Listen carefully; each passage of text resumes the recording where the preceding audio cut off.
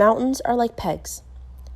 In geology, the phenomenon of folding is a recently discovered fact. Folding is responsible for the formation of mountain ranges.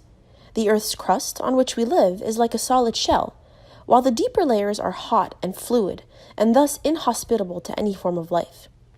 It is also known that the stability of the mountains is linked to the phenomenon of folding, for it was the folds that were to provide the foundations for the reliefs that constitute the mountains. Geologists tell us that the radius of the Earth is about 3,750 miles, and the crust on which we live is very thin, ranging between 1 and 30 miles. Since the crust is thin, it has a high possibility of shaking. Mountains act like stakes or tent pegs that hold the Earth's crust and give it stability. The Quran contains exactly such a description in the following verse. Have we not made the earth as a wide expanse and the mountains as pegs? Alquran chapter 78, verses 6 and 7.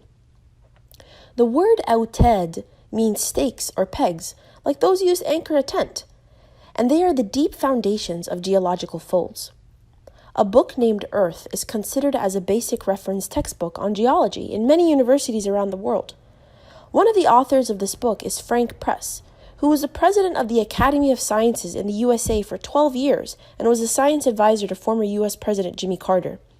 In this book, he illustrates the mountain in a wedge shape and the mountain itself as a small part of the whole, whose root is deeply entrenched in the ground.